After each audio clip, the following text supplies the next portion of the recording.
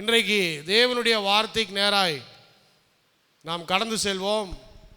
லேவியராகமத்தின் புஸ்தகம் 26ஆம் அதிகாரம், த புக் ஆஃப் லெவிட்டிகஸ்.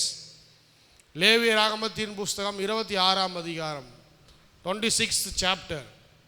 இங்கே இஸ்ரவேல் ஜனங்களுக்கு கர்த்தர் ஒரு சில ஆலோசனைகளை சொல்லுகிறார். நீங்கள் கீழ்ப்படிந்திருப்பீர்கள் என்று சொன்னால் இந்த ஆசீர்வாதங்களே உங்கள் வீட்டிலே நீங்கள் பார்ப்பீர்கள் என்று சொல்லி கர்த்தர் ஒரு சில ஆலோசனைகளை இங்கே குறிப்பிடுகிறார். அந்த காரியங்களை நாம் தியானிக்க போகிறோம்.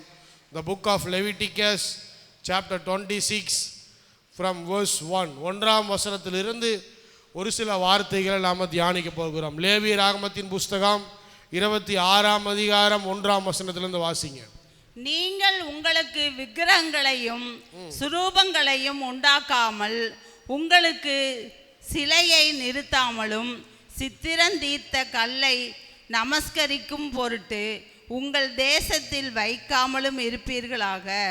நான் உங்கள் தேவனாகிய கர்த்தர். நிறைய பேர் பாருங்க, பழைய ஏற்பாட்டுக்கும் புதிய ஏற்பாட்டுக்கும் சம்பந்தமே இல்லை அப்படின்னு சொல்லிட்டு ஒரு சில காரியங்களை சொல்லிட்டு இருப்பாங்க. இந்த லேவியராகமத்தின் புஸ்தகங்கள்லாம் இப்போதைக்கு அது இல்லைங்க, இதெல்லாம் பழைய ஏற்பாட்டு காலத்திலே முடிஞ்சு போயிடுச்சு அப்படின்னு கிடையாது. பழைய ஏற்பாடானாலும் சரி, புதிய ஏற்பாடானாலும் சரி, ரெண்டுத்துக்குமே தொடர்பு இருக்கிறது. பழைய ஏற்பாட்டில் குறிப்பிடப்பட்டிருக்கிற 10 கட்டளைகள், கற்பனைகள் இன்றைக்கும் புதிய ஏற்பாட்டில் அதனுடைய தொடர்ச்சியை நாம் என்ன பண்ணி கொண்டு இருக்கிறோம், செய்து கொண்டு. அதெல்லாம் அழிஞ்சு போயிடுச்சு, அதெல்லாம் மறைஞ்சு போயிடுச்சு, அதெல்லாம் இல்லை அப்படின்னு சொல்கிறதுக்கு எதுவும் இல்லை. இயேசு கிறிஸ்துவே சொன்னார், எதையும் நான் அழிக்கிறதுக்காக வரல, எல்லாவற்றையும் நிறைவேற்றுவதற்காகவே நான் வந்திருக்கிறேன் அப்படின்னு சொன்னார். அப்போது கீழ்ப்படிதல் என்பது, ஒபீடியன்ஸ் என்பது தேவன் எதிர்பார்க்கிற ஒரு காரியமாக இருக்கிறது. இஸ்ரவேல் ஜனங்களுக்கு கர்த்தர் சொன்ன முக்கியமான காரியம் என்னன்னு சொன்னால், முதலாவது நீங்கள் என்ன பண்ணுங்க, கீழ்ப்படிங்க. நீங்கள் கீழ்ப்படிங்க. இந்த நான் சொல்லுகிற காரியத்துக்கு எல்லாம் நீங்கள் கீழ்ப்படிஞ்சிருந்தீங்கன்னு சொன்னால் உங்களுக்கு ஆசீர்வாதம். நிறைய பேருடைய வாழ்க்கையில் கீழ்ப்படிதல் இல்லை. ஆண்டவருக்கு கீழ்ப்படியாமல் அவங்க என்ன பண்ணுறாங்க, எனக்கு ஆசீர்வாதம் வேணும், எனக்கு ஆசீர்வாதம் வேணும்னு சொல்லி கேட்டுக்கிட்டு இருக்கிறாங்க. எங்கே யாருடைய வாழ்க்கையில் கீழ்ப்படிதல் இல்லையோ அங்கே கர்த்தர் அவங்கள ஆசீர்வதிக்கவே மாட்டார். தான் இஷ்டம் போல் ஜீவித்துக்கிட்டு, தான் இஷ்டம் போல் வாழ்ந்துக்கிட்டு, ஆண்டவருக்கு பிரியமே இல்லாமல் உலக பிரகமான காரியங்கள் எல்லாத்தையும் செஞ்சுக்கிட்டு அப்படி இப்படின்னு இருந்துக்கிட்டு கொஞ்சமும் ஆவிக்குரிய வாழ்க்கையை கவனிக்காமல் அதில் உண்மை இல்லாமல் அவங்க இருப்பாங்கன்னு சொன்னால் அவங்களுடைய வாழ்க்கையில் ஆசீர்வாதம் என்பது அவங்க எதிர்பார்க்கவே முடியாது. ஆனால் எல்லாருக்கும் ஆசீர்வாதம் வேணும், ஆனால் ஆண்டவருக்கு கீழ்ப்படிங்க அப்படின்னு சொன்னால் அது கஷ்டமாக இருக்குது. இங்கே இஸ்ரவேல் ஜனங்களுக்கு ஆண்டவர் சொல்லிட்டார். என்ன சொல்கிறார், எகிப்துலேருந்து இவனுக்கு வந்துட்டார், இவங்க எல்லாத்தையும் கூட்டிகிட்டு வந்துட்டார். இப்போ சொல்கிறாரு, நான் என்ன சொல்கிறேனோ அதுக்கு நீங்கள் கீழ்ப்படிஞ்சிருந்தீங்கன்னு சொன்னால், தலைமுறையாய் நான் சொல்லுகிற காரியத்தை எல்லாம் நீங்கள் அப்படியே உங்கள் வாழ்க்கையில் நிறைவேற்றி கொண்டு வந்தீங்கன்னு சொன்னால் நான் உங்களை ஆசீர்வதிப்பேன். அல்லேலூயா. அப்போ முதலாவதாக என்ன சொல்கிறாருன்னு சொன்னால், விக்கிரகங்கள், அதே போல் சிலைகள், இவைகள் எல்லாவற்றையும் நீங்கள் உண்டாக்காமல், அவைகளை சேவிக்காமல், தேவனாகிய கர்த்தர் ஒருவருக்கே நீங்கள் என்ன பண்ணணும், ஆராதனை செலுத்துகிறவர்களாக இருக்க வேண்டும். Do not make your own idol. அது சிலைகளாக இருக்கலாம், எது வேணாலும் இருக்கலாம். நிறைய பேர் சினிமா நட்சத்திரங்கள் அவங்க ஐடலாக இருக்குது. இப்போ நிறைய பேருக்கு அரசியல்வாதிகள் அவங்களுடைய ஐடலாக இருக்குது. நிறைய பேர் காரில் போட்டிருக்கிறான், ரஜினி இஸ் மை காட் அப்படின்னு சொல்லி போட்டிருக்கிறான். பாதி பேர் போட்டுக்கிறாங்க கமல் இஸ் மை காடுன்ட்டு. இன்னும் ஒரு சிலர் Mahatma October 2 Mahatma is my God. இது எல்லாமே சிலைகள் தான். நீ தெய்வத்தை உருவாக்க முடியாது, தெய்வம்தான் உன்னை உருவாக்கி இருக்கிறார். என்றைக்குமே மனுஷன் கடவுளை உருவாக்கவே முடியாது. நீ எதை உருவாக்கினாலும் அது உனக்கு செவி கொடுக்காது. நீ யாரால் உருவாக்கப்பட்டிருக்கிறாய் என்பதை அறிந்து கொண்டால் அவருடைய ஆசீர்வாதத்தை உன் வாழ்க்கையில் நீ பெற்றுக்கொள்வாய். இஸ்ரவேல் ஜனங்களுக்கு முதல் ஆண்டவர் சொன்ன ஒரு வார்த்தை என்னன்னு சொன்னார், இதில் நீங்கள் உறுதியாக இருக்க வேண்டும். Do not make your own idol. நீ உனக்கென்று ஒரு சிலையோ உனக்கென்று ஒரு கடவுளையோ நீ உருவாக்கவே கூடாது. என்றைக்கு நீ உருவாக்கி அதற்கு நீ உன் ஆராதனையை செலுத்துகிறாயோ அப்பொழுதே உன் ஆசீர்வாதம் எல்லாம் அழிந்து போகும். நம்முடைய வாழ்க்கையில் நம்ம கவனமாக இருக்கணும். நம்முடைய வாழ்க்கையிலும் கர்த்தர் சொன்னார், நீங்கள் உங்களுக்கு சிலைகளை ஏற்படுத்தாமல், நீங்கள் உங்களுக்கு கடவுள்களை ஏற்படுத்தாமல் அதில் கவனமாக இருங்கள். ஏன் என்று சொன்னால் நான் தேவனாகிய கர்த்தராய் இருக்கிறேன். அடுத்தது 2ஆம் வசனத்தை வாசிங்க. என் ஓய்வு நாட்களை ஆசரித்து என் பரிசுத்த ஸ்தலத்தை குறித்து பயபக்தியாய் இருப்பீர்களாக. என் ஓய்வு நாட்களை ஆசரித்து என் பரிசுத்த ஸ்தலத்தை குறித்து பயபக்தியாய் இருப்பீர்களாக. அநேகர் இதுல கீழ்ப்படுகிறதில்ல. எதுல கீழ்ப்படுகிறதில்ல? தேவனுடைய ஆலயத்துக்கு கொடுக்க வேண்டிய மரியாதையும் அவருடைய ஆராதனைக்கு கொடுக்கிற கனத்தையும் ஓய்விருந்து ஆண்டவருக்கு ஆராதனை செலுத்துவதிலே அநேகருக்கு விருப்பம் இல்லை இந்த காலத்தில். ஆனால் ஆசீர்வாதம் மட்டும் வேணும். ஞாயிற்றுக்கிழமை பாருங்க, ஆண்டவர் கனப்படுத்துறதே இல்லை. இந்துக்காரனுக்கு ஒரு நாள் இருக்கு. நான் அடிக்கடி யோசிப்பேன், அதிகாலையில் வெள்ளிக்கிழமை காலையில் எந்திரிச்சு என்ன பண்ணுறாங்க, தலைக்கு தண்ணியை ஊற்றிட்டு புடவையை கட்டிக்கிட்டு போய் அவங்க என்ன பண்ணுறாங்க, அவங்க கோயிலுக்கு போய் வழிபாடு செஞ்சுட்டு அவங்க வீட்டுக்கு வந்து கோலம் போட்டு அதையும் இதையும் பண்ணி எல்லாம் சுத்தமாக பெருக்கி எல்லாம் பண்ணி பக்காவாக வச்சு வீட்டில் ஒரு பூஜை அறை வச்சுருக்கிறான். எத்தனை கிறிஸ்தவங்க இன்னைக்கு வீட்டில் பைபிள் வச்சுருக்கிறாங்க, அவங்க கூட ஒரு பூஜை அறை வச்சுருக்கிறான். அந்த பூஜை அறையில் ஒரு பூஜையை பண்ணி பயபக்தியோடு சேர்ந்து அவன் உருவாக்கின கடவுள் தான். ஆனால் அவன் உருவாக்கின கடவுளுக்கு அவன் பணிவிடை செய்வதற்கு அவன் ஒரு நாளை நியமித்து அந்த நாளிலே தன்னுடைய ஆராதனையை அங்கு காண்பிக்கிறான், வெளிப்படுத்துகிறான். இஸ்லாத்தில் பாருங்க 5 pillars. அதில் ஒன் ஆஃப் த பில்லர் என்னன்னு சொன்னால், அவங்க கண்டிப்பாக உபவாசம் இருக்க வேண்டும். உபவாசம் இருந்து தங்களுடைய அந்த ஸ்பிரிச்சுவல் லைஃப், அவங்களுடைய ஸ்பிரிச்சுவல் லைஃப், நம்ம லைஃப் வேறு அவங்க லைஃப் வேறு. எதுக்கு சொல்கிற, அவங்களுடைய விசுவாசத்தில் அவங்களுடைய நம்பிக்கையில் அப்படி இருக்குது. என்னுடைய வாழ்க்கையில் இந்த மாதம் முழுவதும் நான் உபவாசம் இருந்து என்னுடைய தெய்வத்தை நான் திருப்திப்படுத்த வேண்டும். அவனும் வெள்ளிக்கிழமையில் போகிறான். ஒரு முறை நான் வாட்சுக்கு செல்லு மாற்றுறதுக்கு ஒரு கடைக்கு போனேன். அந்த வாட்சோடைய கடை ஓனர் பாய். காலையில் போகிறேன், போனால் சீட்டில் யாருமே இல்லை. சரி 5 நிமிஷத்தில் வந்துடுவாங்க அப்படின்னு சொல்லி நானும் 5 நிமிஷம் வெயிட் பண்ணி பார்த்தா அப்போ யாருமே வரல. எங்கேயோ உள்ளேருந்து கொஞ்சம் சத்தம் வர மாதிரி இருந்துச்சு. ஸ்மால் சவுண்டு, சின்ன சத்தம். என்னப்பா சவுண்டு வருது அப்படின்னு சொல்லி உள்ளே பார்த்தா பாய் என்ன பண்ணிட்டு இருக்காரு, தொழுதுட்டு இருக்கிறார். சரி ஒரு 10-15 நிமிஷத்தில் முடிச்சுடுவார் அப்படின்னு சொல்லி நானும் ஒரு சேர் ஒன்று போட்டுருந்துச்சு. அந்த சேரில் உட்காந்துக்கிட்டு 10 நிமிஷம் ஆச்சு, 15 நிமிஷம் ஆச்சு, 20 நிமிஷம் ஆச்சு, 25 நிமிஷம் ஆச்சு. அவர் கொஞ்சம் கூட என்னைய பார்க்கவே இல்லை. அவர் பாட்டு உளுந்து உளுந்து உளுந்து உளுந்து எந்திரிச்சிக்கிட்டே இருக்கிறாரு. இந்த பக்கம் திரும்புகிறாரு, இந்த பக்கம் திரும்புகிறாரு, கீழே விழுறாரு, எந்திரிக்கிறாரு, முட்டி போடுறாரு, கீழே விழுறாரு, எந்திரிக்கிறாரு. நான் 1/2 மணி நேரம் ஆச்சு.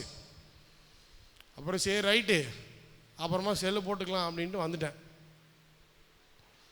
எதுக்காக சொல்கிறேன் அப்படின்னு சொன்னால், அவங்களுக்கு கூட என்ன இருக்குது, நம்மளுடைய ஆராதனையில் நாம் என்ன பண்ணணும், நம்முடைய தெய்வத்தை அந்த மரியாதையும் அந்த கனத்தையும் நாம் என்ன பண்ணணும், கொடுக்க வேண்டும் அப்படின்னு சொல்லி அவங்க என்ன பண்ணுறாங்க, அந்த மாதிரி ஆராதனை செய்கிறாங்க. என்ன நடந்தாலும் சரி, எங்கே இருந்தாலும் சரி. சென்னை சென்ட்ரலுக்கு போனீங்கன்னா சென்னை சென்ட்ரலில் பிளாட்ஃபார்மில் பார்க்கலாம், சென்னை சென்ட்ரல் பிளாட்ஃபார்மில் பார்க்கலாம், எல்லாம் குள்ளாக போட்டு புழுந்து நினச்சிக்கிட்டு இருப்பான். நிறைய முறை நான் பார்த்துருக்குறேன். எங்கே இருக்கிறோம் அப்படிங்கிறதெல்லாம் கிடையாது, என்ன செஞ்சுட்டு இருக்கிறோம் அப்படிங்கிறதான் கிடையாது. அந்த நேரம் வந்தால், அந்த சமயம் வந்தால், இந்த நேரம் என்னுடைய தெய்வத்துக்குரிய நேரம், என்னுடைய கடவுளுக்குரிய நேரம், இதில் நான் உறுதியாக இருப்பேன். இதில் வீக்காக இருக்கிற ஒரே ஆள் யாருன்னு சொன்னால் கிறிஸ்தவன் தான். ஞாயிற்றுக்கிழமை கறி எடுத்துக்கிட்டு உக்காந்துக்கிட்டு மீன் வாங்கிக்கிட்டு சர்ச்சுக்கு 9 மணிக்கு 8:30 மணிக்கு போகணும், 8 மணிக்கு போகணுன்னா 10 மணி வரைக்கும் மீன் கடையில் உட்காந்துருப்பான். தான் சாயந்தரம் சர்வீஸ் இருக்குதுல்ல, மதியான சர்வீஸ் இருக்குதுல்ல, ஏதோ ஒன்று போய்க்கலாம். இல்லை நிறைய பேர் ஃபஸ்ட் வீக்கு மட்டும்தான், மற்ற 3 வாரம் ஆண்டவரை தேடுறதே கிடையாது. எப்படி ஆசீர்வாதம் வரும்? ஆண்டவர் சொல்கிறார், நீ என்றைக்கு ஆண்டவரை உன் வாழ்க்கையிலே ஒரு நாள் ஓய்வு நாள் என்று ஒரு வாரத்தில் கர்த்தர் நியமித்திருக்கிறார். நீ எந்த நாள் வேணாலும் எடுத்துக்கோ. நாம் ஏன் ஞாயிற்றுக்கிழமை எடுக்க சொல்கிறோம்? ஞாயிற்றுக்கிழமை தான் கவர்மெண்ட் ஹாலிடே. அதனால் நீ ஞாயிற்றுக்கிழமையில் நீ ஆண்டவரை கனம் செய். 7 நாள் நீங்கள் வேலை செய்யலாம்னு ஆண்டவர் சொல்லியிருக்கலாம், ஆனால் சொல்லலை. 6 நாள் தான் வேலை செய்யணும்னு சொல்லியிருக்கிறார். 7ஆம் நாளிலே நீ ஆண்டவரை கனம் செய்ய வேண்டும் என்று சொல்லியிருக்கிறார். 7ஆம் நாளிலே உன்னுடைய சிந்தனைகள் எல்லாம் ஆண்டவரை பற்றினவைகளாக இருக்க வேண்டும், ஜபத்தை குறித்தவைகளாக இருக்க வேண்டும், வசனத்தை வாசிக்கிறவைகளாக இருக்க வேண்டும். நிறைய சபையில் பார்த்தீங்கன்னா அரை நாள் ஆராதனை நடக்குது, அப்புறம் ஒரு சாப்பாடை போட்டுட்டு மதியானம் ஃபுல்லாக என்ன பண்ணுறாங்க, இந்த பைபிள் எல்லாம் படிங்க அப்படின்னு சொல்லி கிளாஸ் நடத்துகிறாங்க. அங்கேயும் விசுவாசிங்க போக தான் செய்கிறாங்க. யாராவது கம்ப்ளைண்ட் பண்ணுறாங்களா? அங்கே போயிட்டு என்னையா ஒரு நாள் ஃபுல்லாக உட்காந்துக்கிட்டு பைபிள் படிக்க சொல்கிறீங்க? அங்கே தான் தீவிரமாக போகிறாங்க. ஒரு நாள் ஃபுல்லாக இருக்கிறாங்க அங்கே போயிட்டு. நீங்கள் என்னன்னா 2 மணி நேரம் உட்காரதுக்கு உங்களால் முடியல. பாதி பேர் 1/2 மணி நேரத்தில் எழுந்துச்சு போகிறீங்க, 1 மணி நேரத்தில் எழுந்துச்சு போகிற ஆட்கள் இருக்குது, லேட்டாக வர ஆட்கள் இருக்குது. என்ன கனம் செய்கிறீங்க ஆண்டவர்? நான் யாரையும் குறை சொல்ல, தப்பாக சொல்ல. இங்கே ஆண்டவருடைய வசனம் அப்படி தான் குறிப்பிடப்பட்டிருக்கிறது. என்னன்னு சொல்லியிருக்காரு அப்படின்னு சொன்னால், you should have reverence for God and for his church. தேவனுடைய சபைக்கும் உன்னுடைய வாழ்க்கையில் ஆண்டவரை கனம் செய்ய வேண்டும், அவரை ஆராதனை செய்ய வேண்டும் என்பதில் நீ உறுதியாயிரு, அதில் கவனம் செலுத்து. ஞாயிற்றுக்கிழமையில் ஆண்டவரை தேடு, அங்கேயும் போகாதீங்க. இது மிகப்பெரிய ஒரு ஆசீர்வாதம். உங்கள் குடும்பத்தில் உங்கள் மனைவியும் உங்கள் பிள்ளைகளையும் ஞாயிற்றுக்கிழமையில் குடும்பமாக கூட்டிகிட்டு போய் ஆண்டவரை ஆராதனை செய்து பழகுங்க. ஆதி அப்போஸ்தலர் காலத்தில் எல்லாம் குடும்பமாக சேர்ந்து போய் ஆண்டவரை ஆராதனை செய்தாங்க, பிள்ளைகள் மனைவிகள். அப்போது அவங்களுக்கு பணிவிடைக்காரர்கள் கூட இருக்கிறாங்க வீட்டில், ஹவுஸ் ஹோல்டு பணிவிடைக்காரர்கள். அந்த பணிவிடைக்காரர்களே என்ன பண்ணுறாங்க, அழைச்சிட்டு போகிறாங்க, எல்லாரையும் அழைச்சிட்டு போகிறாங்க. வீடு க்ளோஸ் ஆகிருக்கணும். இப்படி இருந்து பாருங்க, கர்த்தர் உங்களை எப்படி ஆசீர்வதிக்கிறாருங்கிறத மட்டும் பாருங்க. இஸ்ரவேல் ஜனங்களுக்கு கர்த்தர் சொன்ன காரியம் என்னன்னு சொன்னா, நீ ஓய்வில் இருந்து ஓய்வு நாளை ஆசரித்து ஆண்டவரை உன் வாழ்க்கையில கனம் செய். அடுத்தது 3ஆம் வசனம். நீங்கள் என் கட்டளைகளின்படி நடந்து, நீங்கள் என் கட்டளைகளின்படி நடந்து என் கற்பனைகளை கைக்கொண்டு, என் கற்பனைகளை கைக்கொண்டு அவைகளின்படி செய்தால், அவைகளின்படி செய்தால் நான் ஏற்ற காலத்தில் உங்களுக்கு மழையை பெய்ய பண்ணுவேன், நான் ஏற்ற காலத்தில் உங்களுக்கு மழையை பெய்ய பண்ணுவேன். பூமி தன் பலனையும், பூமி தன் பலனையும், வெளியில் உள்ள மரங்கள் தங்கள் கனிகளையும் கொடுக்கும், வெளியில் உள்ள மரங்கள் தங்கள் கனிகளையும் கொடுக்கும். அடுத்தது 4ஆம் வசனம். If you follow my commands, 3-4. If you follow my commands, உனக்கு ஆசீர்வாதம். You will be blessed. உன்னுடைய பூமி கனிகளை கொடுக்கும். இது எப்படி எடுத்துக்கொள்ளலாம்? நிறைய வேலை செஞ்சு நிறைய பாடுபட்டு ஒரு விவசாயி எல்லாத்தையும் விதை போடுறதுங்கிறது சாதாரணமான காரியம் கிடையாது. விதை போடுறது எவ்வளோ கஷ்டம் தெரியுமா? இன்றைக்கி தான் டிராக்டர் வந்துருச்சு. டிராக்டர் வந்து அப்படியே கூத்தி எடுத்துகிட்டு போயிடுது. நான் சின்ன வயசில் இருக்கும்போதெல்லாம் விதை போடுறதை பார்த்துருக்குறேன். ஒரே ஒரு ஏர் இருக்கும். அந்த ஒரு ஏரை வச்சு ஒரு மாடை வச்சு பூட்டி என்ன பண்ணுவாங்க, அப்படியே என்ன பண்ணுவாங்க, கிரவுண்டு ஃபுல்லாக சுற்றி சுற்றி சுற்றி சுற்றி அப்படியே போட்டு வருவாங்க. ரொம்ப நாள் ஆகும்.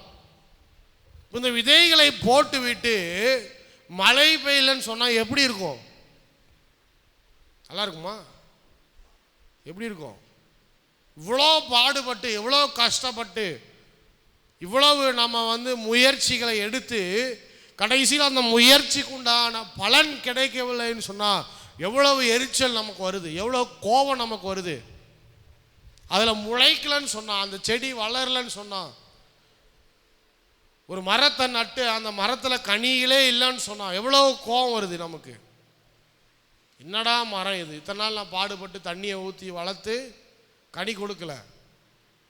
அதே போல தான் இங்கே சொல்கிறாரு, ஏற்ற காலத்தில் பூமி விளைய பண்ணணும்னு சொன்னால், ஏற்ற காலத்தில் மரங்கள் எல்லாம் கனி கொடுக்கணும்னு சொன்னால், முதலாவது you have to follow my command. ஆண்டவர் என்ன கட்டளைகளை கொடுத்துருக்கிறாரோ, என்ன கட்டளைகளை கொடுத்து என்ன உபதேசங்களை நம்ம கொடுத்துருக்கிறாரோ அவைகளை பின்பற்றுவர்களாக இருக்க வேண்டும். அல்லேலூயா. நம்முடைய வாழ்க்கை எப்பேற்பட்ட வாழ்க்கையாக இருக்கணும்? அவர் life should have spiritual principles. ஆவிக்குரிய சத்தியங்களை நாம் கடைபிடிக்கிறவர்களாய் நாம் இருக்க வேண்டும். நிறைய பேரோட வாழ்க்கையில் ஒன்றுமே கிடையாது. ஏதோ வாழ்கிறோன்னு வாழ்ந்துட்டு இருக்கிறான். எப்படி வேணாலும் வாழ்வான் அவன். இல்லை நான் இப்படி தான் வாழுவேன், கர்த்தருக்கு பயந்து தான் வாழுவேன், தேவன் சொன்ன கட்டளைகளை நாங்கள் குடும்பத்தோடு என்ன பண்ணுவோம், நாங்கள் எல்லாரும் கீழ்ப்படிந்து அவையில் எல்லாவற்றையும் பின்பற்றுகிறவர்களாய் இருப்போம் என்று யார் உறுதியாக இருக்கிறாங்களோ அவங்களுக்கு தான் ஆசீர்வாதம். அல்லேலூயா சொல்லுங்க. அல்லேலூயா. அதனால் நம்முடைய வாழ்க்கையில் எதுக்காவது ஒன்றுக்காவது நம்ம நிலைச்சு நிற்கணும். எதுலையாவது ஒன்றில் நிலைச்சு நிற்கணும். 8 மணி ஆயிடுச்சு. 8 மணினா என் குடும்பத்தில் ஒரு வழக்கம் இருக்குது. நாங்கள் எல்லோரும் சேர்ந்து என்ன பண்ணுவோம், ஜெபம் செய்வோம். ஞாயிற்றுக்கிழமை நாங்கள் எல்லோரும் சேர்ந்து கோயிலுக்கு போகிறோம், போயிட்டு வருவோம். இது வந்து தனிப்பட்ட முறையில் சொல்லணும்னா இதுதான் என்னுடைய பைபிள் ரீடிங் டைம். இந்த நேரத்துலேருந்து இந்த நேரம் நான் செல்ஃபோன் எல்லாம் என்ன பண்ணிடுவேன், சுவிட்ச் ஆஃப் பண்ணிடுவேன். இது வந்து என்னுடைய ப்ரேயர் டைம். இந்த டைமில் வந்து நான் செல்ஃபோனில் சுவிட்ச் ஆஃப் பண்ணிடுவேன், யாரு கூடயும் பேச மாட்டேன். நிறைய பேர் அப்போ தான் டொயின் அடிப்பாங்க, நிறைய பேர் அப்போ தான் கூப்பிடுவாங்க. ஆனால் அதை மாற்றக்கூடாது. அதான் ஸ்பிரிச்சுவல் டிசிப்ளின். அப்போ இந்த மாதிரியான காரியங்களை நம்முடைய வாழ்க்கையில் நாம் செய்யும்போது மெய்யாகவே அதற்கு ஆசீர்வாதம். 5ஆம் வசனம், திராட்சை பழம் பறிக்கும் காலம் வரைக்கும் போரடிப்பு காலம் இருக்கும், விதைப்பு காலம் வரைக்கும் திராட்சை பழம் பறிக்கும் காலம் இருக்கும். நீங்கள் உங்கள் அப்பத்தை திருப்தியாக சாப்பிட்டு உங்கள் தேசத்தில் சுகமாய் குடியிருப்பீர்கள். என்ன சீசன் இருந்தாலும் சரி, what ever might be the season, ஆண்டவர் சொல்லுகிற காரியம் என்னன்னு சொன்னா, உங்கள் அப்பத்தை திருப்தியாய் சாப்பிட்டு உங்கள் தேசத்திலே சுகமாய் இருப்பீர்கள். அல்லேலூயா. அல்லேலூயா சொல்லுங்க. எப்பேற்பட்ட சூழ்நிலையாக இருந்தாலும் சரி, எப்பேற்பட்ட காலமாக இருந்தாலும் சரி, கர்த்தருக்கு பயந்து ஜீவிக்கும் போது, அவருடைய சத்தியத்துக்கு நாம் பயந்து ஜீவிக்கும் போது, அதை கடைபிடிக்கும் போது அவர் சொல்றாரு, உங்கள் அப்பத்தை திருப்தியாய் சாப்பிட்டு எந்த லாக்குமே இருக்காது. You will lack nothing. எந்த குறையுமே இருக்காது. கர்த்தர் என்ன பண்ணுவார், உங்கள் தேசத்தில் சுகமாய், நம்மளுடைய தேசத்தில் கர்த்தர் நம்மை சுகமாய் குடியிருக்க பண்ணுவார். ஒரு அல்லேலூயா சொல்லுங்க பார்ப்போம். அல்லேலூயா. அப்போ நம்ம வாழ்க்கையில் கர்த்தருக்கு பயந்தோன்னு சொன்னால், அவருக்கு கீழ்ப்படிந்தோன்னு சொன்னால், அவர் எல்லா தேவைகளையும் சந்திக்கிறவராக இருக்கிறார். அல்லேலூயா. அல்லேலூயா சொல்லுங்க. எத்தனாவது மாதத்தில் இருக்கிறோம்? எத்தனாவது மாதம்? 10. நிறைய பேருக்கு அது கூட தெரியல. 10வது மாதத்தில் இருக்கிறோம். இந்த 10 மாதத்தில் ஏதாவது குறைவு கர்த்தர் உங்கள் வாழ்க்கையில் அனுமதிச்சிருக்கிறாரா? யாராவது பசியிலையும் பட்டினிலையும் இருந்துக்கிறீங்களா? இல்லை. அப்படின்னா என்ன அர்த்தம்? கர்த்தர் நம்மை வழி நடத்தி கொண்டு வருகிறார். அல்லேலூயா. கர்த்தர் நம்மை வழி நடத்தி கொண்டு வருகிறார். ஒரு புஸ்தகத்தில் நான் ஒன்று படித்தேன், ஒரு கட்டுரையில். அது என்னன்னு சொன்னால், 2 வேளை ஆகாரம், தலைக்கு மேலே கூரை. எப்படி? எத்தனை வேளை சாப்பாடு? 3 இல்லை, 2 வேளை சாப்பாடு, தலைக்கு மேலே கூரை இருந்துச்சுன்னு சொன்னால் நீங்கள் யாரு? நீங்கள் ஆசீர்வதிக்கப்பட்டவங்கன்னு அர்த்தமா? உலகத்தில் நீங்கள் யாரு? நீங்கள் பணக்காரங்கன்னு அர்த்தமா? சொல்லப்பட்டிருக்கிறது 2 வேளை ஆகாரம், தலைக்கு மேலே கூரை இருந்துச்சுன்னு சொன்னால் உலகத்தின் பிரகாரம் அவங்க சொல்கிறாங்க நீங்கள் பணக்காரங்க அப்படின்னு சொல்கிறாங்க. அப்போ எத்தனை பணக்காரங்க இருக்கிறோம்? எல்லாருமே பணக்காரங்க தான். அல்லேலூயா சொல்லுங்க, எல்லாருமே. அப்போ என்னன்னா, இன்னும் உலகத்தில் 3 வேளை சாப்பாடு கூட சாப்பிடாத மக்கள் என்ன பண்ணுறாங்க? இருக்கிறாங்க. இன்னும் உலகத்தில் தலைக்கு மேலே ஒரு கூரை இல்லாத மக்கள் என்ன பண்ணுறாங்க? இருக்கிறாங்க. தலைக்கு மேலே நம்ம காங்கிரீட்டே ஆர்டர் கொடுத்துருக்குறாரு. கூரை என்பது இல்லை, காங்கிரீட்டே கொடுத்துருக்காரு. அப்போ என்ன சொல்லணும் ஆண்டவர்கிட்ட? எப்படி சொல்லணும் அப்படின்னு சொன்னால், இதுவரை நடத்தி வந்த தெய்வத்துக்கு ஸ்தோத்திரம், இனிமேல் நடத்த போற ஆண்டவருக்கு ஸ்தோத்திரம். அப்போ எந்த குறையும் இல்லாமல் 5ஆம் வசனத்துல சொல்லப்பட்டிருக்கிறது, 6ஆம் வசனத்துல 5ஆம் வசனம் சொல்லப்பட்டிருக்கிறது, நீங்கள் உங்கள் அப்பத்தை திருப்தியாய் சாப்பிட்டு உங்கள் தேசத்தில் ஹல்லேலூயா சொல்லுங்க, ஹல்லேலூயா. நீங்கள் உங்கள் அப்பத்தை திருப்தியாய் சாப்பிட்டு, எல்லாரும் அந்த வசனத்தை படிங்க, எல்லாரும் அந்த வசனத்தை படிங்க. நீங்கள் உங்கள் அப்பத்தை திருப்தியாய் சாப்பிட்டு உங்கள் தேசத்தில் சுகமாய் குடியிருப்பீர்கள். ஆண்டவர் சொன்ன வசனம் இது. நீ கர்த்தருக்கு பயந்து அவர் வழியில் நட. எந்த ஆசீர்வாதத்துக்கு எந்த மேஜிக்கும் கிடையாது, எந்த சீக்ரெட்டும் கிடையாது. நிறைய பேர் அங்கேயும் இங்கேயும் ஓடிக்கிட்டு தேடிக்கிட்டு இருக்கிறாங்க. எந்த சீக்கிரம் கிடையாது. ஆண்டவர் சொன்னார், நீ எனக்கு பயந்து இரு, அவ்வளோதான். எனக்கு கீழ்ப்படிந்து இரு, நான் ஆசீர்வதிப்பேன். அடுத்தது 6ஆம் வசனம், தேசத்தில் சமாதானம் கட்டளையிடுவேன், தேசத்தில் சமாதானம் கட்டளையிடுவேன். தத்தளிக்க பண்ணுவார் இல்லாமல் படுத்துக் கொள்வீர்கள், தத்தளிக்க பண்ணுவார் இல்லாமல் படுத்துக் கொள்வீர்கள். துஷ்ட மிருகங்களை தேசத்தில் இராதபடிக்கு ஒழிய பண்ணுவேன், ஒழிய பண்ணுவேன். பட்டயம் உங்கள் தேசத்தில் உலாவுவதில்லை, பட்டயம் உங்கள் தேசத்தில் உலாவுவதில்லை. இன்றைக்கு வரைக்கும் நிறைய நாடுகள்ல பாருங்க, சிவில் வார்னு சொன்னால் அந்த உள்ள என்ன நடக்குது? யுத்தம் நடக்குது. என்ன யுத்தம் அப்படின்னு சொல்லி பார்த்தீங்கன்னா, அரசாங்கத்துக்கு விரோதமாக ஸ்ரீலங்காவை எடுத்துக்கோமே, எத்தனை வருஷம் அந்த நாட்டில் இருக்கிற ஆசீர்வாதம் எல்லாம் இந்த சிவில் வார்னால போயிடுச்சு. சிரியாவை எடுத்துக்கோமே, எத்தனை ஆசீர்வாதம், அந்த நாட்டை கட்டி எழுப்ப வேண்டிய ஆசீர்வாதம் எல்லாம் இந்த யுத்தத்தினால போயிடுச்சு. ஆனால் கர்த்தர் ஒன்று சொல்கிறாரு. என்ன சொல்கிறாருன்னா, தேசத்தில் சமாதானத்தை கட்டளிடுவேன்னு சொன்னால் அது எதனால நடக்கும் அப்படின்னு சொன்னால், கர்த்தருக்கு பயப்படுகிற ஜனங்கள் அந்த தேசத்தில் இருக்கிறதுனால, ஆண்டவரை கனம் செய்கிற மக்கள் அந்த தேசத்தில் இருக்கிறாங்கன்னு சொன்னால், அந்த தேசத்தில் கர்த்தர் என்ன பண்ணுவாராம்? சமாதானத்தை கட்டளையிட்டு கொண்டு இருக்கிறார். I will keep your country safe. நீங்கள் எந்த தேசத்தில் இருக்கிறீர்களோ அந்த தேசத்தில் கர்த்தர் என்ன பண்ணுறாராம்? சமாதானத்தை கட்டளையிடுகிறார். அப்போ நடந்து கொண்டு இருக்கிற தேசம், யுத்தத்தின் பாதையில் போய் கொண்டு இருக்கிற தேசத்திலையும் கர்த்தர் என்ன பண்ணுறாரு? சமாதானத்தை கட்டளையிடுகிறார். அடுத்து சொல்றார், துஷ்ட மிருகங்களை தேசத்தில் இராதபடிக்கு ஒழிய பண்ணுவேன், பட்டயம் உங்கள் தேசத்தில் உலாவுவதில்லை. அப்போ துஷ்ட மிருகங்கள்லாம் என்னன்னு சொன்னா, மிருகம் கிடையாது. எதுக்கு அடையாளம்? டிக்டேட்டர். ஆங்கிலத்தில் சொல்லுவோம் டிக்டேட்டர். தமிழில் சொன்னால் அந்த ஹிட்லர் இருக்கிறாரு பாருங்க, அவர் யாரு? அவர் ஒரு விதமான ஒரு டிக்டேட்டர். அப்படின்னா அவர் ஒரு விதமான சர்வாதிகாரி. இந்த சர்வாதிகாரிகள் என்ன பண்ணுவாங்க?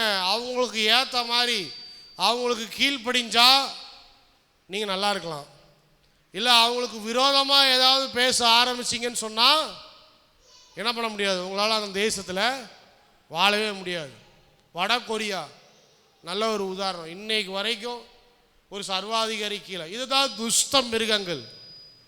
இந்த நம்மளுடைய சரித்திரத்தில் பல முறை இந்த மாதிரியான துஷ்ட மிருகங்கள் எழும்பி தேசத்தை ஆண்டு கொள்ள வேண்டும் என்ற சூழ்நிலையில் கர்த்தர் நம்மளுடைய தேசத்தை பாதுகாத்திருக்கிறார். அல்லேலூயா சொல்லுங்க. அல்லேலூயா. நம்மளுடைய தேசத்தை கர்த்தர் பாதுகாத்திருக்கிறார். எத்தனையோ துஷ்ட மிருகங்கள் நம்மளுடைய தேசத்தை ஆள வேண்டும் என்று சொல்லி திரிந்திருக்கிற நேரத்தில் கர்த்தருடைய பிள்ளைகள் ஊக்கமாய் செபித்த போது, கர்த்தருக்கு கீழ்ப்படிந்திருக்கிற மக்கள் அவங்க எல்லாரும் சேர்ந்து ஆண்டவர் நோக்கி பாரத்தோடு செபிக்கும் போது கர்த்தர் அந்த ஜெபத்தை கேட்டு நம்மளுடைய தேசத்தில் இந்த விதமான துஷ்ட மிருகங்கள் இராதபடிக்கு, பட்டயம் நம்மளுடைய தேசத்தில் உலாவாதபடிக்கு கர்த்தர் நம்மை இன்றைக்கு வரைக்கும் பாதுகாத்து வைத்திருக்கிறார். ஒரு அல்லேலூயா சொல்லுவோமா? அல்லேலூயா.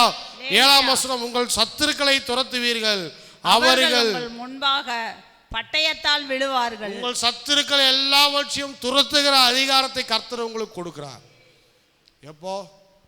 கர்த்தருக்கு கீழ்ப்படிஞ்சிருக்கும் போது. அல்லேலூயா. அவருடைய வழியில் நடக்கும்போது எல்லா சத்துருக்கள், உங்களுக்கு விரோதமாக எழும்புகிற எல்லா சத்துருக்களையும் ஓட்டிடுவீங்க. 8ஆம் வசனம், உங்களில் 5 பேர் 100 பேரை துரத்துவார்கள், உங்களில் 100 பேர் 10,000 பேரை துரத்துவார்கள். உங்கள் சத்துருக்கள் உங்களுக்கு முன்பாக பட்டயத்தால் விழுவார்கள். எப்பேற்பட்ட ஆளா இருந்தாலும் சரி, எப்பேற்பட்ட ஆளா இருந்தாலும் சரி, எப்பேற்பட்ட பட்டயமா இருந்தாலும் சரி, உங்களுக்கு விரோதமாய் வந்தால் தேவன் உங்களோடு இருப்பாருன்னு சொன்னான். அவரோடு நீங்க சேர்ந்து இருப்பீங்கன்னு சொன்னா எல்லா பட்டயத்தையும் கர்த்தர் என்ன பண்ணுவாரு? துரத்தி விடுவார். அல்லேலூயா சொல்லுங்க பாப்போம். அல்லேலூயா. நிறைய பேர் ஆண்டவரை தேடுறதில்லை, ஆண்டவரை கனம் செய்வதில்லை, அவருக்கு கீழ்ப்படுகிறதில்லை. அதனால தான் சத்துருவின் போராட்டம் அநேகமாக இருக்கிறது. எங்கே பார்த்தாலும் சத்துரு பாஸ்டர், சத்துரு இருக்க தான் செய்வான். எங்கே போவான்? நம்மளை சுற்றி என்ன பண்ணுவான்? சத்துரு இருந்துட்டு தான் இருப்பான். ஆனால் ஆண்டவர் சொல்கிறாரு, நீ என்னோடு எனக்கு கீழ்ப்படிஞ்சு என்னை கனம் செய்கிறவனாய் நீ இருப்பேன் என்று சொன்னால், எனக்கு ஆராதனை செய்கிறவனாய் இருப்பேன் என்று சொன்னால், உனக்கு விரோதமாக எழும்புகிற எல்லா சத்துருக்களையும் நான் துரத்துவேன். அல்லேலூயா. அடுத்து 9ஆம் வசனத்தை வாசிங்க. நான் உங்கள் மேல் கண்ணோக்கமாய் இருந்து உங்களை பழுகவும் பெருகவும் பண்ணி உங்களோட என் உடன்படிக்கையை திடப்படுத்துவேன். ஒரு எல்லாரும் அல்லேலூயா சொல்லுவோமா? அல்லேலூயா. உன்மேல் கண்ணோக்கமாய் இருந்து உங்களை பழுகவும் பெருகவும் பண்ணி உங்களோட என் உடன்படிக்கையை நான் திடப்படுத்துவேன். ஆண்டவர் கொடுக்குற மிகப்பெரிய ஒரு ஆசீர்வாதத்தில் ஒன்று என்னன்னு சொன்னால் மல்டிப்ளிகேஷன். தேவன் நம்மை பழுகவும் பெருகவும் செய்கிறவராய் இருக்கிறார். எகிப்திலிருந்து வரும்போது அவங்க ரொம்ப கொஞ்சம் பேராக இருந்தாங்க. அதில் பாதி பேர் செத்து போயிட்டாங்க. ஒரு ஜெனரேஷனே போயிடுச்சு, இன்னொரு ஜெனரேஷன் வந்துடுச்சு. நிறைய பேர் அதில் பாதி பேர் முறுமுறுத்து ஆதி இதையும் பேசி வேணாம்பா, எங்களுக்கு ஆண்டோடைய ஆசீர்வாதமே எங்களுக்கு வேணாம் அப்படின்னு சொல்லி அதுலேயும் பாதி பேர் போயிட்டான். கொஞ்சம் பேர் தான் இருக்கிறான். இந்த கொஞ்சம் பேரை பார்த்து ஆண்டவர் சொல்றாரு, இந்த கொஞ்சம் பேரும் நீங்கள் உண்மையாக இருப்பீங்கன்னு சொன்னா, நீங்கள் எனக்கு உண்டான கனத்தையும் மரியாதையும் உங்கள் வாழ்க்கையில் கொடுப்பீங்கன்னு சொன்னால், நான் உங்களை பழுகவும் பெருகவும் செய்கிற தேவனாக இருக்கிறேன். எத்தனை பேர் இதை விசுவாசிக்கிறீங்க? நம்முடைய வாழ்க்கையில் பெருக்கம் எப்போ வரும்னு சொன்னால், when you will experience multiplication சொன்னால், when you will experience growth அப்படின்னு சொன்னால், நீங்கள் என்னைக்கு ஆண்டவரை உங்கள் வாழ்க்கையில் கனம் செய்கிறீங்களோ, அவருக்கு கீழ்ப்படிஞ்சிருக்கிறீங்களோ, அவருக்கு பிரியமாய் நடக்க ஆரம்பிக்கிறீங்களோ, அன்னைக்கு தான் உங்களுக்கு உண்மையான பெருக்கமும் ஆசீர்வாதத்தை கர்த்தர் கட்டளையிடுகிறார். அல்லேலூயா சொல்லுங்க. என் வாழ்க்கையில் இல்லவே இல்லை பாஸ்டர், இருக்கிறதெல்லாம் போயிட்டு தான் இருக்குது, நான் பழகி பெருகிறவன் மாதிரி இல்லை அப்படின்னு சொன்னால், அப்போ நம்ம மறுபடியும் யோசிக்கணும். என்ன யோசிக்கணும்? எங்கே நாம் தவறுகிறோம், எங்கே நம்ம ஆண்டவருக்கு விரோதமான காரியத்தை செய்து கொண்டிருக்கிறோம். எங்கே நம்முடைய வாழ்க்கையை நம்ம ஸ்ட்ரைட் பண்ணணும் அப்படிங்கிறத மறுபடியும் யோசித்து அதை சரி செஞ்சாலே போதும். கர்த்தர் உங்கள் வாழ்க்கையில் ஒரு பெருக்கத்தை கட்டளையிடுகிறார். அல்லேலூயா. அநேக விசுவாச குடும்பங்களை நான் பார்த்துருக்கிறேன். நான் சின்ன வயசுலேருந்து சபையிலே வளர்ந்துருக்கிறேன். நிறைய விசுவாச குடும்பத்தில் பார்த்துருக்கிறேன். ஃபஸ்ட்டு ஜெனரேஷனோட செகண்ட் ஜெனரேஷனில் கர்த்தர் மிகப்பெரிய ஒரு பெருக்கத்தையும் ஒரு ஆசீர்வாதத்தையும் என்ன பண்ணியிருக்காரு, கொடுத்துருக்குறார். சைக்கிளில் வந்தவங்க எல்லாம் இன்றைக்கி காரில் வராங்க. பழைய பைக்கில் வந்தவங்களாம் இன்றைக்கி ஆளுக்கு ஒரு காரில் வராங்க. அவங்களுக்கு ஒரு காரு, அவங்க பிள்ளைகளுக்கு ஒரு கார். ஆமாம், நல்ல சொல்லுங்கள். இதுதான் பழகி பெருகிறது. இங்கே சாதாரண வேலையில் இருந்தவங்களாம் இன்றைக்கி அவங்க பிள்ளைகளை கர்த்தர் பல தேசங்களில் கொண்டு போய் பல கம்பெனிகளிலும் பல நல்ல மல்டிநேஷ்னல் கம்பெனிகளை வேலை செய்து நல்ல சம்பளங்களை வாங்குகிறவர்களாய் கர்த்தர் உயர்த்தி வைத்திருக்கிறார். எப்படி நடந்துச்சு? சும்மா ஒரு நாளில் வந்தது கிடையாது. அந்த குடும்பம் முழுவதும் ரட்சிக்கப்பட்ட நாளிலிருந்து இதுவரைக்கும் தங்களுடைய வாழ்க்கையில் ஆண்டவரை எந்த அளவுக்கு கனம் செய்தாங்களோ, எந்த அளவுக்கு அவருக்கு மரியாதையை கொடுத்தாங்களோ, எந்த அளவுக்கு ஆண்டவர்களை நேசித்தாங்களோ, எந்த அளவுக்கு ஆண்டவருடைய சபையை நேசித்தாங்களோ, ஊழியத்தை நேசித்தாங்களோ, ஆராதனைக்கு வந்தாங்களோ, ஆண்டவரை ஆராதனை செய்தாங்களோ, எந்த அளவுக்கு அவங்க வாழ்க்கையில் தேவனுக்கு உத்தமம் உண்மையுமாய் நடந்தாங்களோ, அந்த அளவுக்கு ஆண்டவர் அவங்க பிள்ளைகளையும் பிள்ளைகளின் பிள்ளைகளையும் ஆசீர்வதித்து வைத்திருக்கிறார். இதுதான் உண்மையான ஆசீர்வாதம். இதுதான் உண்மையான பெருக்கம். அல்லேலூயா சொல்லுங்க பார்ப்போம். அல்லேலூயா.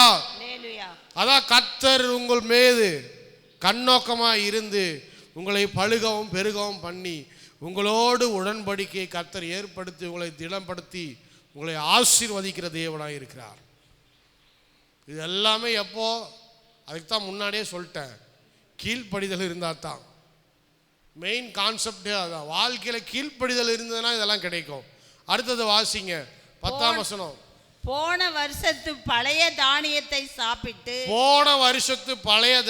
சாப்பிட்டு புதிய தானியத்துக்கு இடம் உண்டாக்கும்படி பழையதை விலக்குவீர்கள். Number 10 verse 10 says you will make space for new things to come. புதிய தானியங்கள் உங்கள் வாழ்க்கையில் வருவதற்கு பழையவைகள் எல்லாவற்றையும் கொஞ்சம் கொஞ்சமாய் விலக்கி. பீரோ வச்சுக்கிறவங்க கையை உயரத்துக்கு பார்ப்போம். பீரோவில் பழசாக இருக்குதா புதுசாக இருக்குதா? நான் ஒரு நாள் என்ன பண்ணேன், இந்த ரிலையன்ஸ் மார்க்கெட்டில் நிறைய சட்டை பேண்டெல்லாம் ரொம்ப இதுக்கு முன்னாடி கொஞ்சம் ஒல்லியாக இருந்தேன், எல்லாம் டைட்டாக போயிடுச்சு.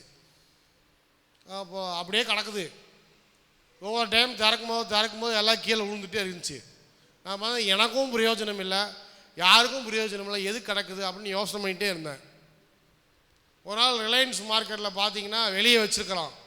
என்ன வச்சுக்கோ, உங்களுடைய பழைய துணிகள் எல்லாவற்றையும் கொண்டு வந்து கொடுங்க, எல்லாம் அந்த அநாத ஆசிரமம் அங்கேயும் இங்கேயும் போயிட்டுருக்குது அப்படின்னு சொல்லி நீங்கள் போனீங்கன்னா பெருசாக வச்சுருக்கலாம். என்ன பண்ண, பீரோவில் இருக்கிறது எல்லாத்தையும் இயேசுவி நாமத்தினால் இது எல்லாத்தையும் வெளியே போனால் தான் நமக்கு இடம் உண்டாகும். முதல்ல புதுசு வருது, அப்புறம் வருது, அதை பார்த்துக்கலாம். முதல்ல பழசு வெளியே போனால் தான் நமக்கு பீரோவில் இடம் இருக்கும். சும்மா சின்னது, கை போனது, பட்டன் போனது, இது போனது, அதெல்லாம் எங்கேத்த போய் தச்சுக்கிட்டு உட்காந்துட்டு இருக்கிறது மறுபடியும் அப்படின்னு சொல்லிட்டு பாதியை கொண்டு போய் தள்ளி விட்டேன். நான் தான் தள்ளுறேன்னு பார்த்தா என் மனைவி அதுக்கு மேலே. என் மனைவி துணியெல்லாம் பார்த்தா எல்லாம் புதுசு புதுசாக தான் இருக்குது. அது என்ன, எங்கள் மனைவி என்ன சொல்லுது, இங்கே பத்தல, அங்கே பத்தல, கை பத்தல, பின்னாடி பத்தல, முன்னாடி பத்தல, எல்லாத்தையும் தூக்கி போடுங்க. ஸ்தோத்திரம். சரி, யாருக்காவது பிரயோஜனமாக இருக்கட்டும். எத்தனையோ பேர் ட்ரெஸ் இல்லாதவங்க இருக்கிறாங்க, துணி இல்லாதவங்க இருக்கிறாங்க. சும்மா பீரோவில் வச்சுக்கிட்டு அதில் பிரயோஜனம் இல்லாமல் இருக்கிறது வேஸ்ட்டு. நிறைய பேர் என்ன பண்ணுறதில்ல, பழசை கொண்டு போய் கொடுக்க மனசே வரமாட்டேங்குது. ஏராளமாக தாராளமாக உங்களுடைய பழைய பொருட்களை கொண்டு போய் என்ன பண்ணுங்க, இல்லாதவங்களுக்கு கொடுத்து அவங்கள ஆசீர்வதிங்க. அல்லேலூயா சொல்லுங்க பார்ப்போம். அல்லேலூயா. எல்லாத்தையும் கொடுங்க, கொண்டு போய் கொடுங்க. அது ஆசீர்வாதம் தான். நிறைய பேர் அது கூட இல்லாமல் இருக்கிறாங்க. கொண்டு போய் அதுக்குன்னு ரொம்ப டஞ்சனானது கிழிஞ்சுது அதெல்லாம் கொண்டு போய் கொடுக்காதீங்க. நல்லா டீசெண்டாக இருக்கிற உங்களுடைய பழைய இங்கே வந்து பழைய தானியங்கள் சொல்லியிருக்குது, நான் வந்து பழைய துணிமணிகள்னு சொல்கிறேன். ஸ்தோத்திரம். எது வந்தாலும் சரி. சும்மா ஒன்று கிடக்குது ரொம்ப நாளா, நோ யூஸ். இத்தனை நாளாக சும்மா கிடக்குது, என்ன பண்ணு?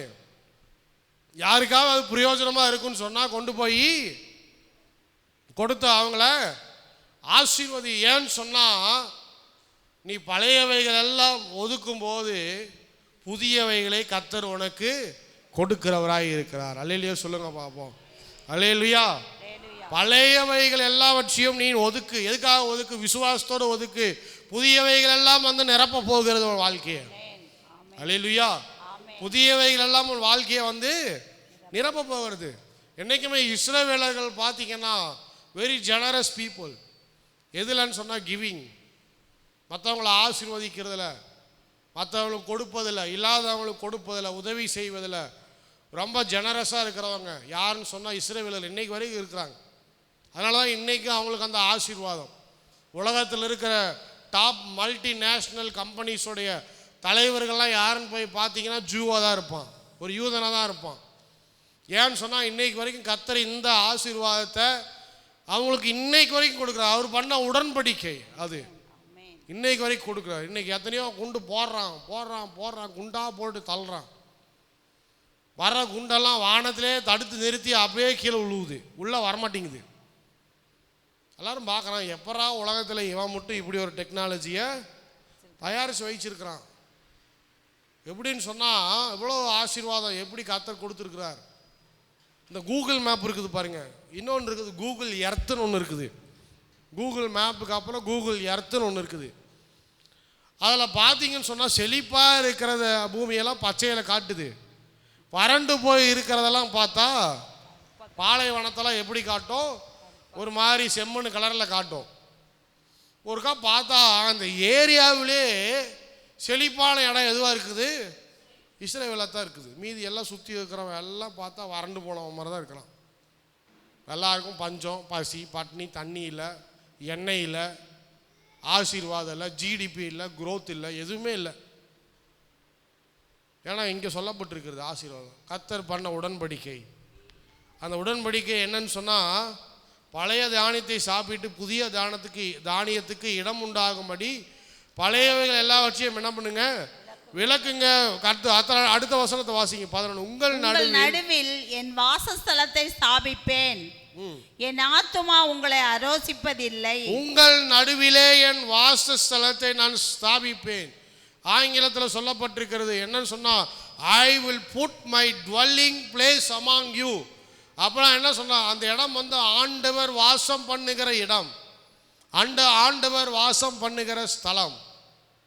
நீங்கள் என்றைக்கு கர்த்தருக்கு பயப்படுறீங்களோ, என்றைக்கு அவருக்கு கீழ்ப்படிஞ்சிருக்கிறீங்களோ, அப்போ உங்கள் வீட்டில் கர்த்தர் வாசம் பண்ணுறார். Your house is a dwelling place. உங்களுடைய இருதயம் தேவன் தங்கும் ஸ்தலமாய் இருக்கிறது. உங்களுடைய வீடு ஆண்டவர் தங்கும் ஸ்தலமாய் இருக்கிறது. அந்த இடத்துல கர்த்தர் என்ன பண்றாரு?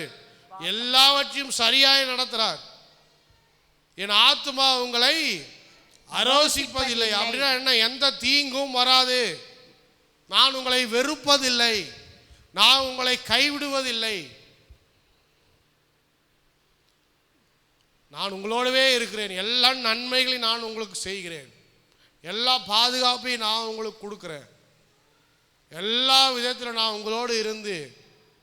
ஒரு பாடல் பாடினோமே, நீதிமான் என்ன பண்ணுறான்னா ஆண்டவருடைய இதில் இருக்கிறான், சுகமாய் வாழுகிறான்னு சொல்கிறோம்ல. நீதிமான் ஆண்டவருடைய இடத்துல, ஆண்டவருடைய தயவில் என்ன பண்ணுறான்? சுகமாய் வாழுகிறான். அப்படிங்கிற மாதிரி இங்கே ஆண்டவர் என்ன பண்ணுறாரு?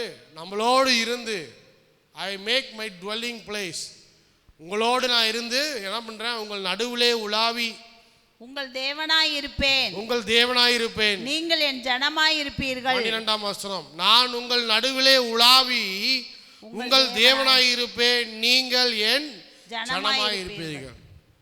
நம்மளுடைய மெய்ப்பராய் இருக்கிறார், நம்மளுடைய தெய்வமாய் இருக்கிறார், நாம் அவருடைய ஜனமாய். அப்படின்னா என்ன அர்த்தம் அப்படின்னு சொன்னால், எல்லாவற்றையும் அவர் பார்த்துக்கிறார் நம்ம வாழ்க்கையில்.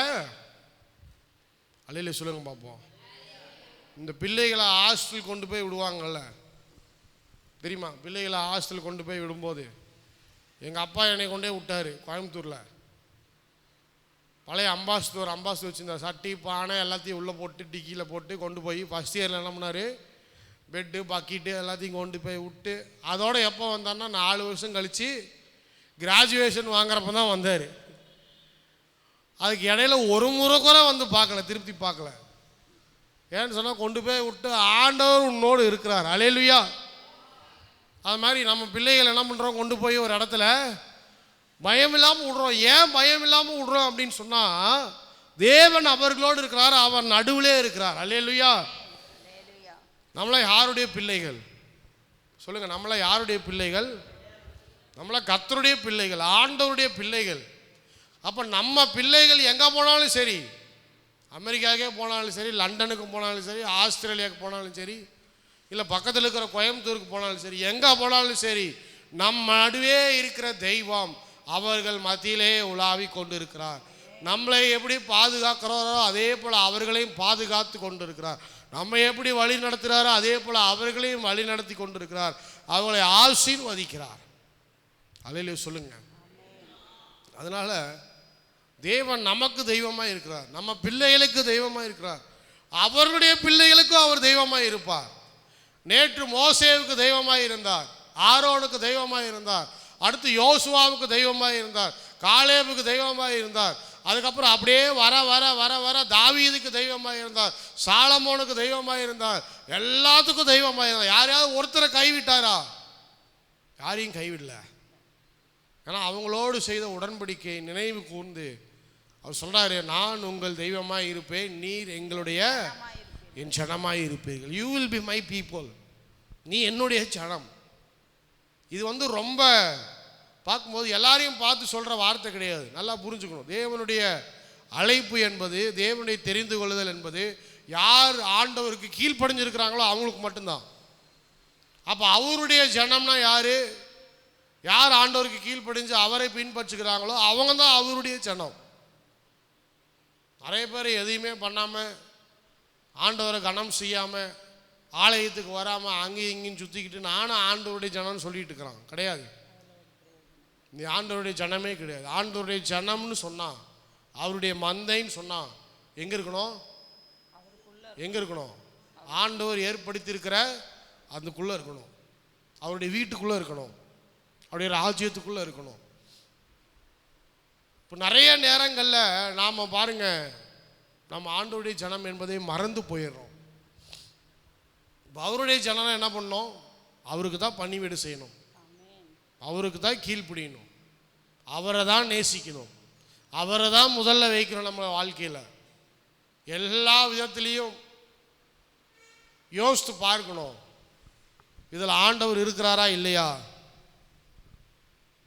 அடுத்தது கடைசியாக வாசிங்க.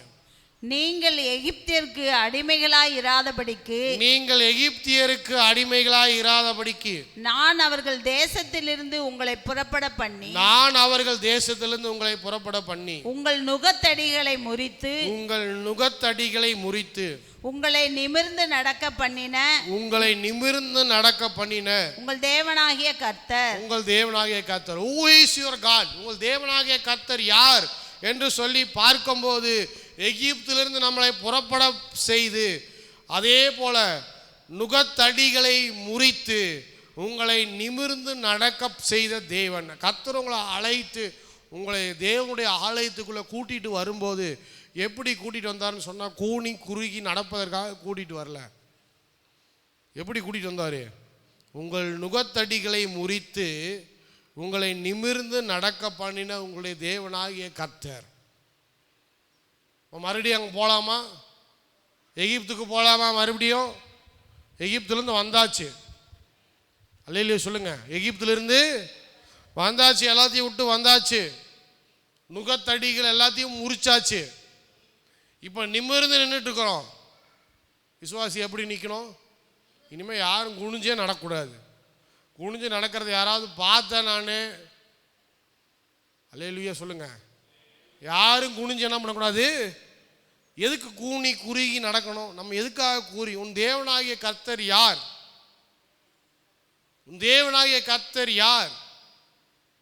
One of the most educated and intelligent people யாருன்னு சொன்னால் கிறிஸ்தவர்கள் தான். இயேசுவை பின்பற்றுகிறவர்கள் தான் உலகத்திலே புத்திசாலியும் புத்தி கூர்மையும் உடையவர்களாக இருக்கிறோம். நீ ஏன் கூனி குறுகி நடக்க வேண்டும்? கர்த்தர் உன்னை எதற்காக அழைத்திருக்கிறார்? நீ ஆண்டவருக்கு பயப்படும் போது, அவருக்கு கீழ்ப்படியும் போது, யாருக்கும் முன்னாடி கூனி குறுகி நடக்கணும்னு அவசியமே இல்லை. எங்கேயாவது எஸ்தர் கூனி குறுகி நடக்கிறத பார்த்துருக்கீங்களா? எங்கேயாவது தானியேல் கூனி குறுகி நடக்கிறத பார்த்துருக்கிறீங்களா? எங்கேயாவது யார் அது தெபோரா கூனி குறுகி நடக்கிறத எங்கேயாவது பார்த்துருக்கிறீங்களா? எங்கேயாவது ரூத் கூனி குறுகி நடக்கிறத பார்த்துருக்கிறீங்களா? எங்கேயாவது பேதுரு கூனி குறுகி நடந்ததை பார்த்துருக்கிறீங்களா? எங்கேயாவது அப்போஸ்தலனாகிய பவுல் கூனி குறுகி நடக்கிறத எங்கேயாவது பார்த்துருக்கிறீங்களா? எங்கேயுமே பார்க்க முடியாது. ஆண்டவருக்குள்ளே வந்த பிறகு, எகிப்திலேருந்து வந்த பிறகு சொல்கிறேன், ஆண்டவருக்குள்ளே வந்த பிறகு, தேவனாகிய கர்த்தர் யார் என்பதை அறிந்த பிறகு, அவருக்கு கீழ்ப்படிந்து ஜீவிக்கிறவர்கள் என்றைக்குமே தங்களுடைய வாழ்க்கையில் கூனி குறுகி நடக்கிறதா சரித்திரமே இல்லை. அல்லேலூயா சொல்லுங்க, அல்லேலூயா. நுகத்தடிகளை முறித்து நிமிர்ந்து நடக்க பண்ணின தேவன் நம்முடைய தேவனாகிய கர்த்தராக இருக்கிறார். அவர் இன்றைக்கு வரைக்கும் நம்மளை நிமிர்ந்து நடக்க செய்கிற தேவனாக இருக்கிறார். எழும்பி நிற்போம். கீழ்ப்படிதலுக்கு உண்டான ஆசீர்வாதம் இவைகளெல்லாம் கர்த்தர் உங்க வாழ்க்கையில் வைத்திருக்கிற ஆசீர்வாதம் பெற்றுக்கொள்ளுங்க. கர்த்தருக்கு பயப்படுகிற ஜனமே, நீங்கள் அவருக்கு கீழ்ப்படிந்து இருக்கும்போது இத்தனை விதமான ஆசீர்வாதத்தை நம்முடைய வாழ்க்கையில் கர்த்தர் வைத்திருக்கிறார். இஸ்ரவேலுக்கு சொன்னார்,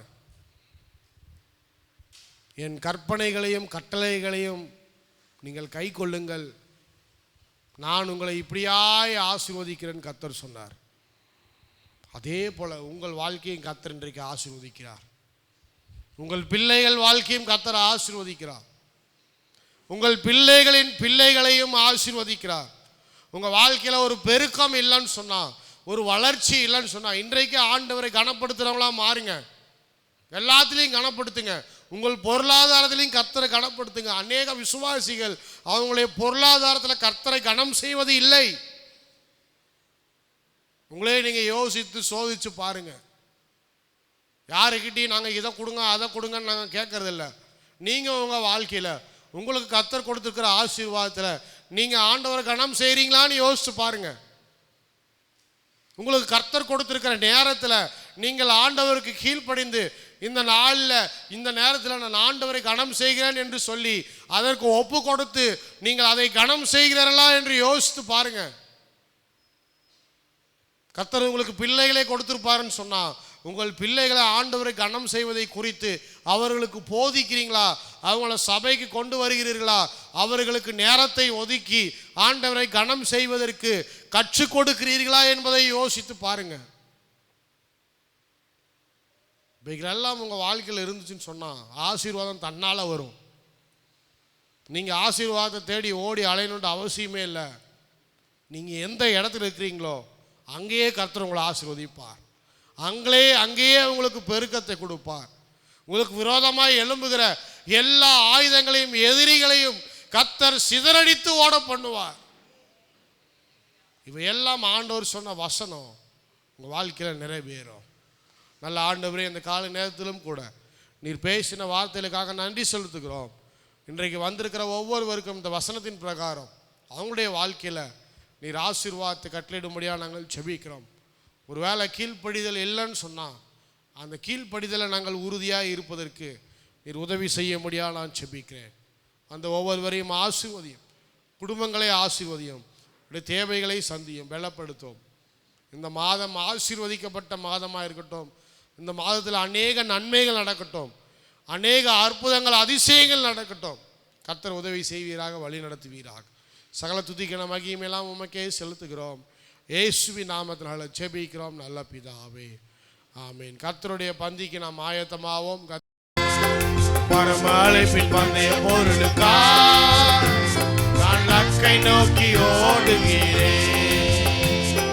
பரமழைப்பின் பந்தய பொருளுக்காய் நான் லக்கை நோக்கி ஓடுகிறேன் ஓடுகிறேன் ஓடுகிறேன் ஓடுகிறேன் ஓடுகிறேன் நான் ஓடுகிறேன் என் இயேசுவுக்காய் ஓடுகிறேன் என் இயேசுவுக்காய் ஓடுகிறேன் எத்தனை தான் இடர்கள் வந்தாலும் விசுவாசத்திலே நிலைத்திருப்பேன் எத்தனை தான் இடர்கள் வந்தாலும் விசுவாசத்திலே நிலைத்திருப்பேன் எனக்காக இயேசு நியமித்த எனக்காக இயேசு நியமித்த இந்த பாதையிலே ஓடுகிறேன் இந்த பாதையிலே அல்லேலூயா அல்லேலூயா அல்லேலூயா அல்லேலூயா அல்லேலூயா அல்லேலூயா அல்லேலூயா லாபமான அனைத்தையுமே நஷ்டம் என்று கருதுகிறேன் எனக்கு லாபமான அனைத்தையுமே நான் நஷ்டம் என்று கருதுகிறேன் இயேசு ராஜாவின் இந்த வேலைக்காக இயேசு ராஜாவின் இந்த வேலைக்காக மகிழ்ச்சியுடன் ஓடுகிறேன் மகிழ்ச்சியுடன் ஓடுகிறேன் ஆமென் ஓடுகிறேன் நான் ஓடுகிறேன் என் இயேசுவுக்காய்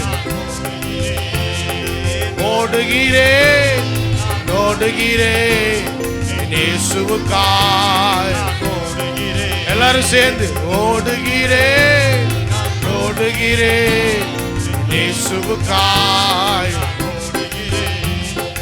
ஓடுகிறேன் ஓடுகிறேன் இயேசுவுக்காய்